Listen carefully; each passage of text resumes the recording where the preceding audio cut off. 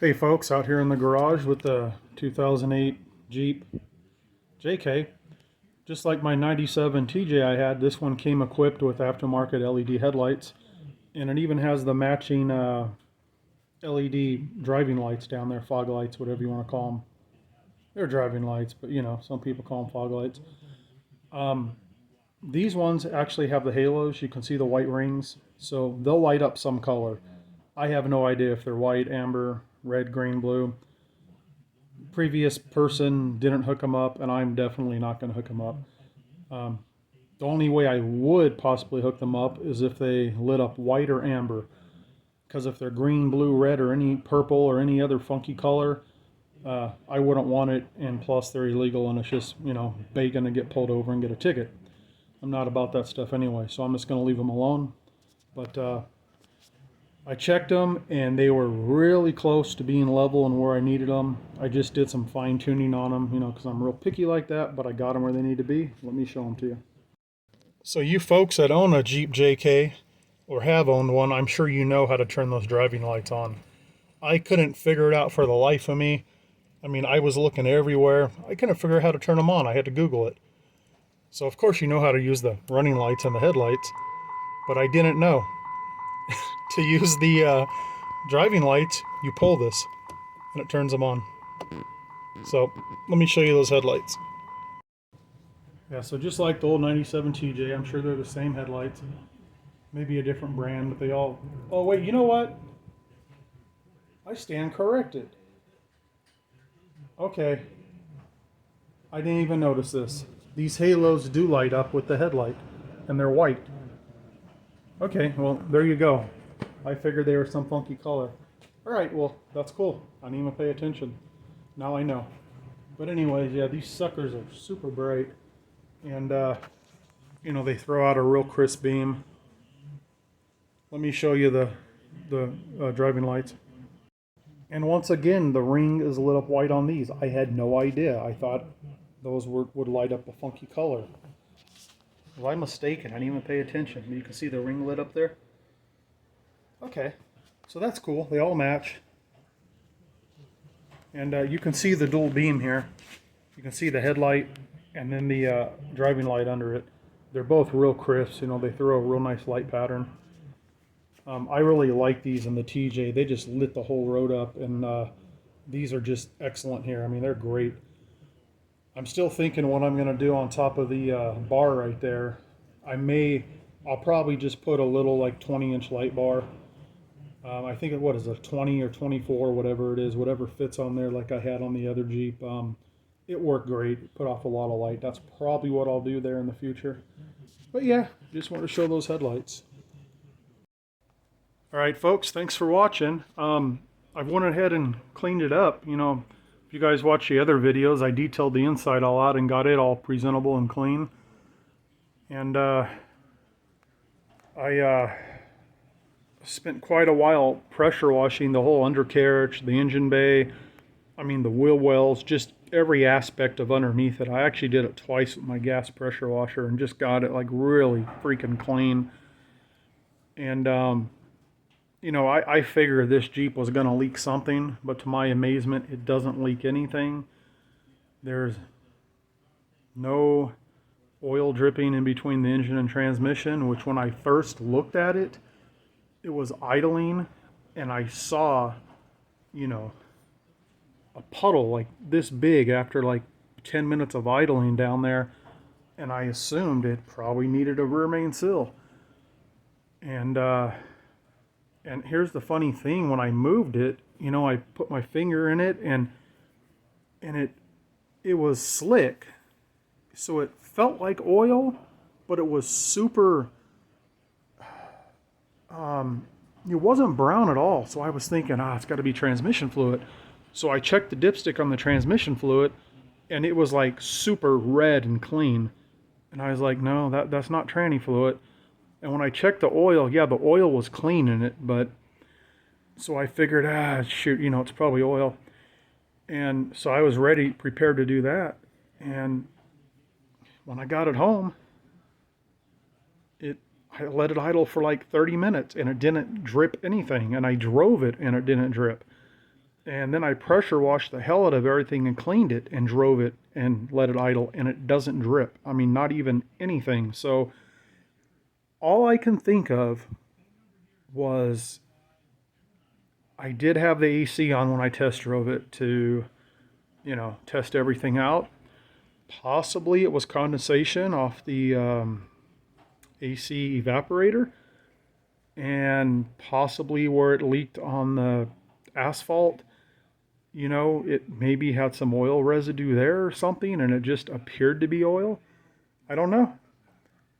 I almost thought it might have been coolant because it was a little slick but so clean, but it's not. This thing doesn't leak a drop, so I got like super lucky there. And so anyways, I washed it last night, and if you watch the other video, I used the Aerospace 303 protectant, which I like, on these fender flares, and I'm going to show them to you now, now that it's had all night to dry. And I didn't really like detail the paint. I just took some Mother's, Carnauba wax cleaner, slash cleaner, and just did a real mild, just worked it in real mild, with a little like 4-inch, wax applicator. Didn't put much pressure in it, just a little bit, and just, buffed it out with the terry cloth towel. Or not a terry cloth, but a microfiber. So I can do a lot more to this paint. I need to run down and get like a little dual action, polisher from Harbor Freight, and I can get this paint like, I think, showroom finish. It's not bad now at all. I mean, it shines, it looks good, but I know I can get it even better. So and also this front bumper, I wasn't sure because this bumper looked like shit. It was like all weather faded and just it just didn't look good.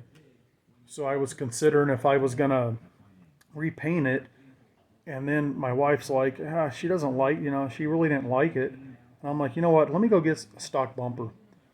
So I found a guy on, I think it was Craigslist. He had the front and rear stock bumpers, and they were the silver painted in the middle, with the plastic ends, of course, with the driving lights in them. And he wanted, let's see, 35, 45, 50. He wanted $55 for both of them. So I ran and got those, pulled this off, put the front one on, and once I saw it on there, I'm like, hell no, it looks like garbage. So when I had this off, I actually sprayed it all down with Awesome, the cleaner you get at the 99-cent store or wherever, the yellow stuff. LA's Totally Awesome, I swear by that. And I hit it with the pressure washer real good when this was off, because it was filthy inside, mud and everything else. And also, once I had it off, I was able to clean the frame rails and the, sway bar disconnect motor and all that stuff in there just super good, and got it real clean. And the bumper came out like awesome. There's no more water spots. It's not faded. It looked great. So I put it back on there.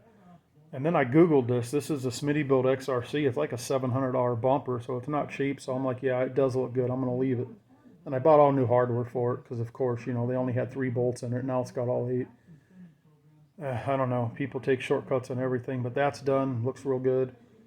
Man, I'm super happy with this. I don't have... I'll tell you what, guys. Right now, I've got in this Jeep exactly what I sold my 97 TJ for, exactly.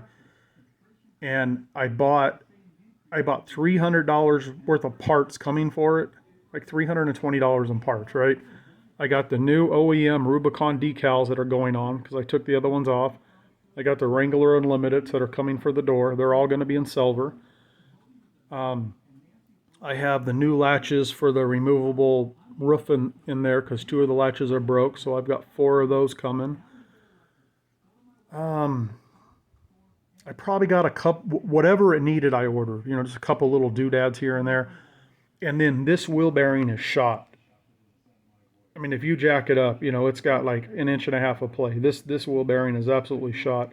That wheel bearing's still fine. There's no play at all, but I'm not going to just replace one. So I ordered 2 brand new Moog wheel bearings. They'll be here in a couple days. I'm going to put both of those in there. Thank God it's not a hard job on this vehicle. It's not like the 2004 Ford Explorer I had on the rear. That is a nightmare to change wheel bearings out on that thing. But This is just your standard 3 bolt on. Yeah, no big deal.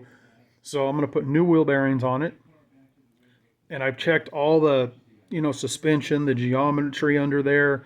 Everything's tight. I've checked all the torque on everything. It all looks good. All the, ball joints and everything else on there, they're all newer Moog stuff. So I know it's good. It feels tight. But man, I'm just super thrilled with this thing. I haven't put plates on it yet. I will. I'm waiting to get the wheel bearings on it. And then once I get the wheel bearings on, I'll take it out and drive it. Right now I drive straight, but I just want to put those on, make sure it's, and then I'll take it down. I'll go ahead and register it. And then I'm going to put new tires on it. Now, you might say these tires still have quite a bit of tread on them, and that's true, but they are cupped. I don't know if you can see it, but they're definitely cupped. And I can tell you the reason why. Both fronts are cupped, the rears aren't. Obviously, these have never been rotated. It's a solid axle, front end. And as a general rule of thumb on, any solid axle truck or Jeep front end, it's just a nature of it. And it's really recommended that you rotate your tires very often to keep that to a minimum. So I'll see how it rides. I'll go ahead and rotate these to the back to the front. I'll see how it rides. If I can get, if it's tolerable, I'll leave it, I'll drive it. If not, it's getting new tires on it. But yeah, I just want to show you, the side of it. Like I said, I didn't do much work to the paint at all. But, it's definitely nice. But here, this is what I really wanted to show you. So check out these fenders now. It's been all night. You can see there's no more streaks. They're not greasy. They're nice and dry. I mean, you can see my fingers there rubbing on it. If you go back and watch that other video I uploaded of the rear one, just how faded it was. Check it out. That's that same fender now. And yeah, next time you wash it, if you get soap on it or whatever, it may, fade back. But all you have to do is just put a real light coat on it, and it'll be fine. And this back bumper was absolutely terrible. I mean, this thing was just gray as gray. And look at it now. Well, it's kind of hard to see, but I mean, it's all black now. I just think it looks, so much better. I really like that 303 protectant. Like I said, it doesn't leave a lot of grease on it like Armor All on a track. A lot of dirt and crap. Hey, 303 protectant. If you see this, you guys should send me a couple gallons for free. I plug your product like crazy. Get a hold of me. But yeah. And the previous owner put these running boards on here. I don't know. I probably would have put some rock sliders on it, but now that they're on here, I'm leaving them. There's plenty of clearance. And these are great for the wife and the kid to hop in there with me too. So I'm going to leave them. They look nice. I mean, they match the black. I also used the 303 on the mirrors. These weren't like too gray. They're pretty good, but still, just look at how it brings it back. These door handles were also super gray. I used just one real light coat on there. It brought them back. I bet if I did another coat, it would be even better. Oh yeah, let me show you just how clean this bumper came out. It came out real nice. And like I said, I was able to pressure wash in here and get everything real nice and clean because it was just full of mud. And of course, I cleaned up the wiring on the lights and made them look a little better. You got OCD. That's how you got to do it. Kind of see this other tire here. It's a shame because it's got a good amount of tread left. It's just got that cupping in it. Might be able to put them on the back and drive them for like 1,000 miles, and it might, flatten them out. I'm not sure. We'll have to see. But yeah, here's this side. You can see the fender back there, how nice it is. The mirror looks great. And also the top. The top looks great too. See a lot of these that are faded. Actually, you know what I used on here? I used the same Mother's wax cleaner. I didn't know if it'd work on here. I just did a test spot, and it didn't leave a white haze. It wiped right off, and really, I mean, it wasn't bad before, but it's, I mean, way better now even. So, yeah. You can see how good that worked on the bumper. It just really brought it back. I mean,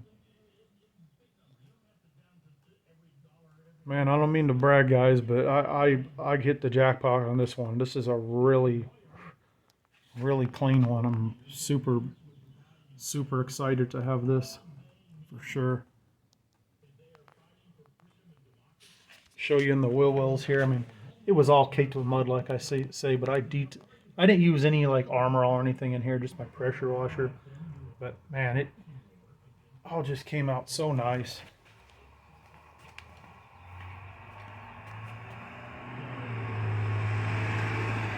And yeah, when I pressure washed the frame, you know, it pulled a little of the paint off there. It left a tiny bit of surface rust there, but that's just from me pressure washing it real close with the high pressure tip. I'll go ahead and repaint all that stuff. But yeah, she's a good one. I know, you know, I had the YJ, the TJ, and now this JK, and man, I know it's hard for me to hold on to a vehicle, but I don't know. This one here might be a keeper, especially with the engine only having 85,000 miles on it. All right, folks, thanks for watching. Leave me a thumbs up. We'll catch you next time.